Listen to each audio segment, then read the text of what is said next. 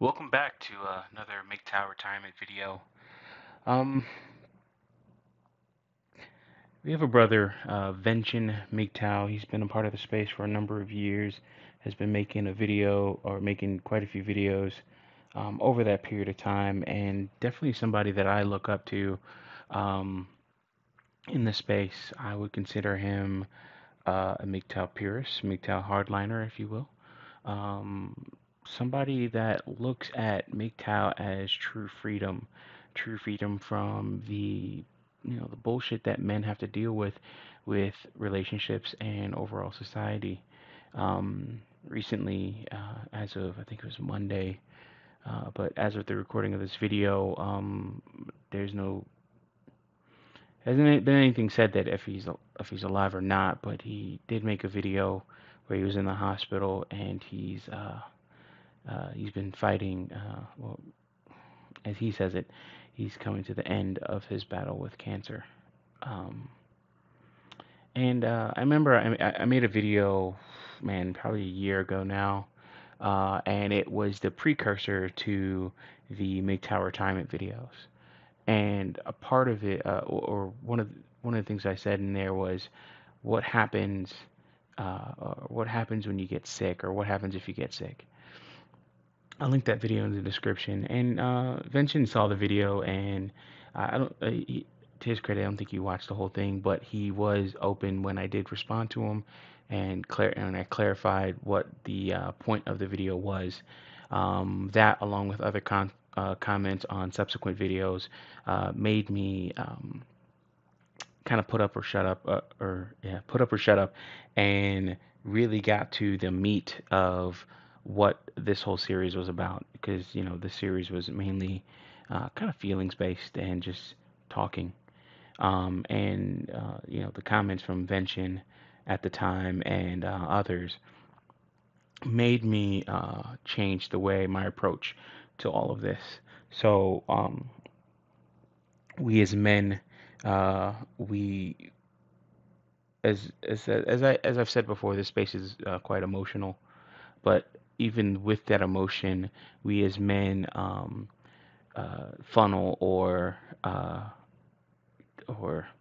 filter our emotions through logic. And as emotional as I can be, I still have to be logical.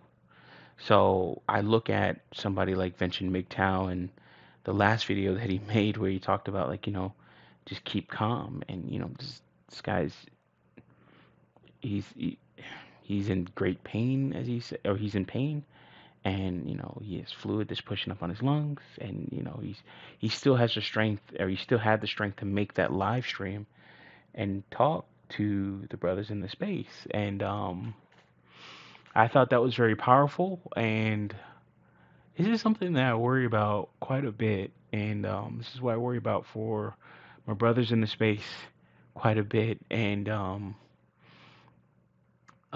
this is something I fear myself. Uh, and it's crazy to see the strength of that man in that situation, and being able to still put a smile on your face, and just keep on keep on towing the line for MGTOW and brothers in the space. And I don't know if he's passed or anything like that. We don't have a video on that. We may never get a video on that. We could only assume. But it's kind of crazy, man. And these are the things that I've talked about in my MGTOW retirement video series. So, in accordance with that, I want to continue on with the MGTOW retirement series videos. Kind of getting back to it. Been kind of away from this for quite a bit of time because of just now I'm back down to one job, and I want to keep making and producing content. So, let's do a comparison. Let's do a comparison of my Roth IRA and my general investing account. So my Roth IRA I have here at the top, and it's made mostly of a small portion of it is stock picks. And when I say small, it's the biggest portion in there, but in terms of like all the stock picks and everything like that, I go with a little bit more conservative approach with the companies, and then I have quite a few more ETFs in this in the main portion of it. So it's my growth section is taking up 70% when its target is 30%, and the rest is taking up less than that currently. And I could rebalance this, but there's a lot of good positions in there, and it would probably take about 5 grand or so for me to rebalance it to where everything will be even and I'll be at my target percentages. Um, but what I really want to go over, as you can see the valuation here and what it's actually made and how far it's up. Same thing here, the valuation for my general investing portfolio. These are more separate stock picks, and they're organized within their own pies uh, based on the vector or vertical or grouping. So consumer would have things like Comcast, um, Uber. Tech would have like maybe Coinbase or something like that. Industrials would have Tesla, waste management, and things like that. Things that are paying some sort of dividends as well. So this is a mixture of dividend and growth. This is also a mixture of dividend and growth, but mostly dividend growth and in the way of ETFs. Um, so we do all these things so we can actually have a maintained growth or steady maintained growth over time.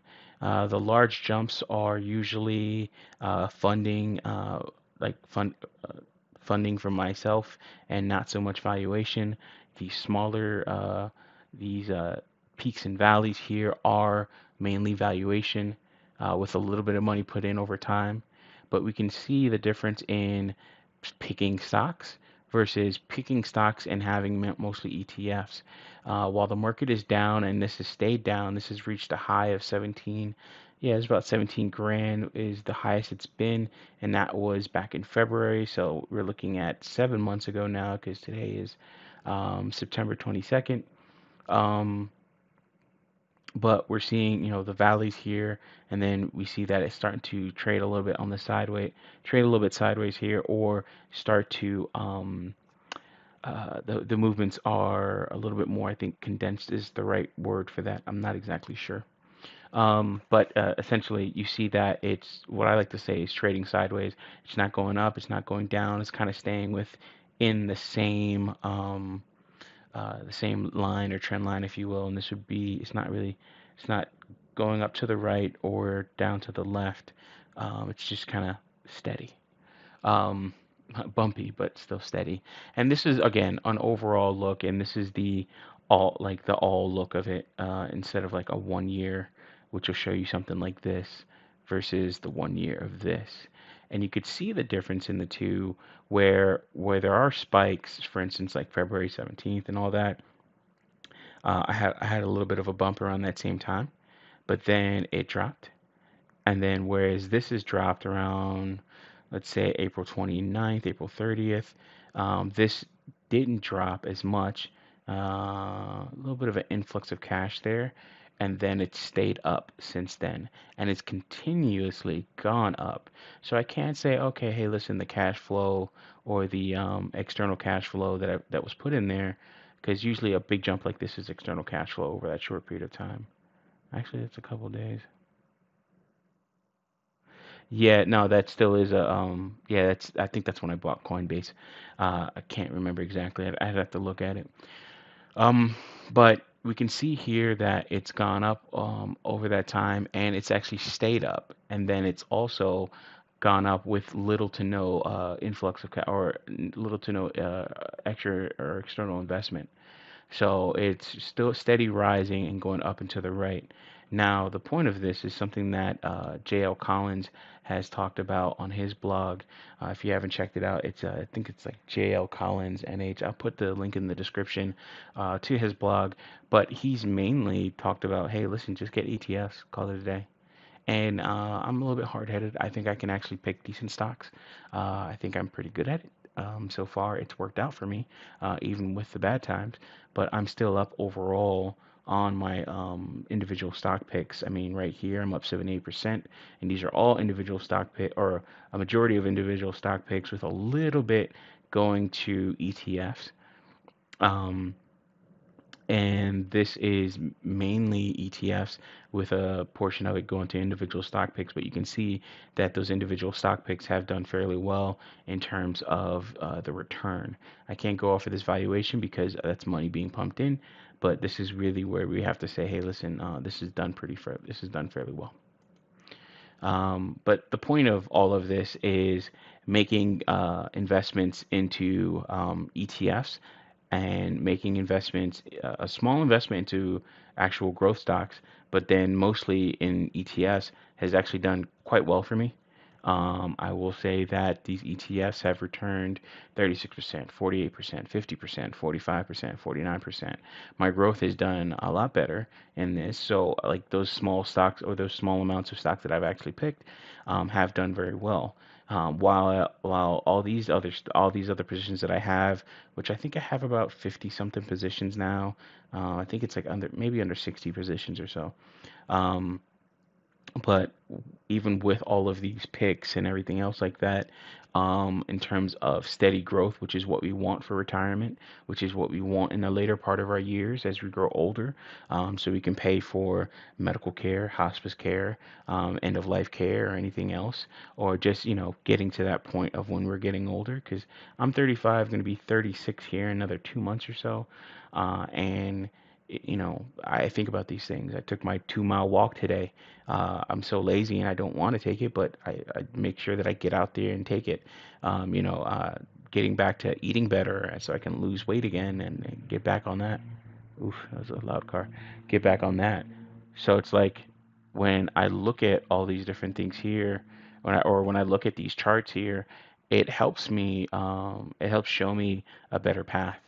And these are things that I like to look at and analyze a little bit more, just so I can actually make better decisions going into the latter part of my life.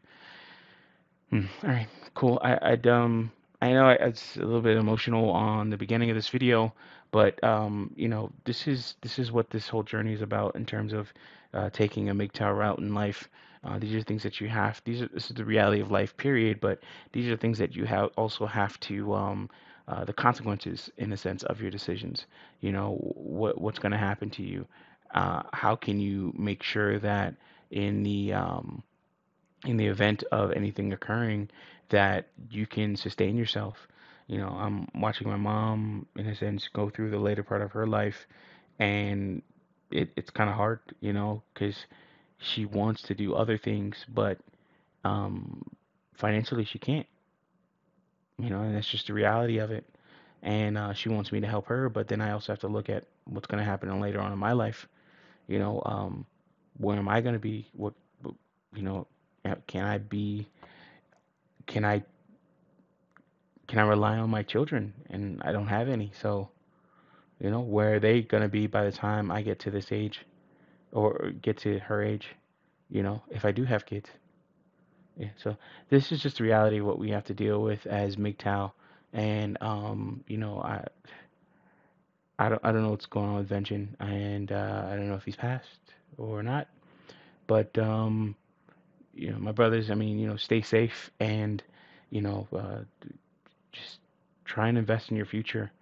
Um, because as I see it and some of the things that I've seen personally, it's not looking quote unquote too good uh, in the relationship game personally. Um, I mean, it's getting to the point where there's almost no difference between a regular girl and a stripper. And again, I know that's pretty extreme.